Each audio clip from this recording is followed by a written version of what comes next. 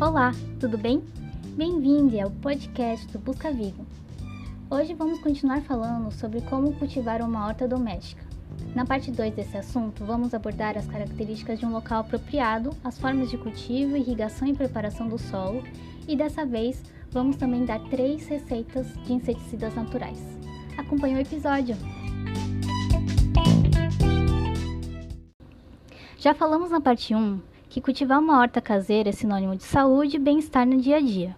Esclarecemos também que esse estilo de vida não é exclusividade de quem possui quintais espaçosos, dado que qualquer um pode plantar o próprio alimento em qualquer cantinho de casa ou apartamento.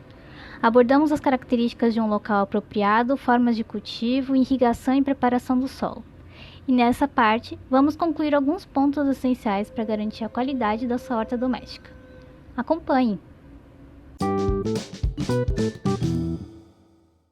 Bom, nossa primeira dica é adubar corretamente. Além de ser previamente preparado para receber as plantas, o solo deve continuar nutrido por meio da adubação para garantir o desenvolvimento de hortaliças bonitas e viçosas. Não podemos esquecer que essa é uma parte essencial do processo de cultivo, afinal, o adubo é indispensável para assegurar a disponibilidade de determinados nutrientes. O solo pode sofrer com a carência de propriedades nutricionais importantes para uma planta crescer forte e saudável, e a falta de adubação nesse caso contribuiria para o desgaste natural da terra, a erosão e o excesso de umidade. Para amenizar esses impactos, é preciso adubar pelo menos a cada 15 dias. Existem diferentes formas de fertilizar a sua horta doméstica. É possível aplicar o adubo diretamente no solo, lenta absorção, misturá-lo à água da rega ou ainda pulverizá-lo sobre as folhas das plantas, rápida absorção. Você pode optar por esterco, adubos químicos, sulfato de amônio ou compostos orgânicos como borra de café e casca de banana, ovos e vegetais. Lembre-se, quanto maior a variedade dos adubos utilizados, melhor a qualidade do seu alimento. Nossa segunda dica é entender o tempo e o modo de colheita de cada espécie. Você sabia que o tempo para colher varia de acordo com a espécie cultivada? Outros fatores também influenciam: qualidade do solo, nutrientes disponíveis, eventuais pragas e doenças, hábitos de irrigação e época do ano. Apesar de cada planta possuir um tempo de crescimento a ser respeitado, nem sempre é necessário esperar o completo desenvolvimento da hortaliça para efetivar sua colheita. Sendo assim, é fundamental conhecer algumas particularidades daquilo que você está plantando. Por exemplo, algumas plantas de folhas, como alfaces, permitem colher somente as folhas externas em vez de toda a cabeça. Assim, você terá mais colheitas e fará saladas por um longo período com a sua horta caseira.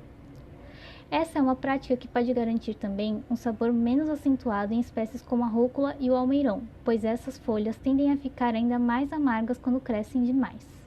Em hortas com tomates, tomate cereja e pimentões, o ideal é sempre dar preferência aos frutos mais maduros. Uma dica para nunca faltar esse alimento na sua mesa é ter mudas crescendo, algumas iniciando a produção e outras já em fase final. Com relação aos temperos, como a cebolinha, você deve fazer a colheita com tesoura, lembrando sempre de deixar cerca de 3 cm para rebrote. Uma alternativa, caso você não queira recorrer à horta o tempo todo, é cortar tudo de uma vez, picar, armazenar e estocar no freezer para não perder o plantio. Nossa terceira dica é controlar as pragas. Infelizmente, manter pequenas plantações não é uma garantia de ausência de pragas. Por outro lado, em uma horta doméstica que possui proporções menores, é mais fácil e rápido tratar e controlar problemas como esse. Trata-se, de modo geral, de um processo simples e caseiro. Por esse motivo, não é necessário nenhum inseticida industrial. Na verdade, isso é até perigoso, pois pode gerar uma intoxicação. Em vez disso, adote meios mais acessíveis para combater as pragas nas suas hortaliças, como lavar os alimentos com sabão neutro, detergente de louça e extratos de pimenta ou alho. Você pode iniciar o controle de pragas com uma catação manual de folhas infectadas e de bichos. Caso não seja possível tratá-las manualmente, pesquise na internet os tipos mais comuns de pragas e doenças que atacam as plantas em questão e como curá-las com inseticidas naturais. Para facilitar, separamos 3 receitas simples de inseticidas naturais que podem ser usados em hortaliças e demais plantas que ficam dentro de casa. Acompanhe!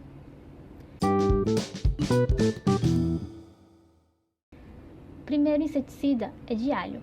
Você vai precisar de uma cabeça de alho, um cravo da Índia e 2 copos de água. Bata os ingredientes no liquidificador até formar uma mistura homogênea e permita que ela descanse por um dia. Corrido esse tempo, misture mais 3 litros de água e mexa bem antes de borrifar o inseticida nas folhas das plantas. O segundo inseticida é de pimenta. Você vai precisar de 6 a 10 pimentas e água. Bata as pimentas no liquidificador com 2 copos d'água por 2 minutos e deixe o composto descansar por uma noite. No dia seguinte, filtre o líquido e misture com mais água antes de borrifar nas plantas. O terceiro inseticida é de óleo vegetal. Você vai precisar de 5 ml de óleo vegetal, algodão ou soja, meio ml de detergente neutro e água. Em um recipiente com capacidade de 1 litro, ponha o óleo, o detergente e complete com água antes de borrifar a mistura nas folhas, brotos e frutos da sua horta. Aplique essa receita quando a temperatura estiver amena, como no final da tarde. Agora ficou bem mais fácil de ter uma horta doméstica, certo? Contudo, atente-se a esses cuidados, pois eles são cruciais para cultivar alimentos com qualidade e segurança. Quer se alimentar melhor? Então não deixe de conhecer 4 receitas veganas e irresistíveis que a gente já falou aqui. Obrigada por ouvir o nosso podcast e a gente se vê por aí.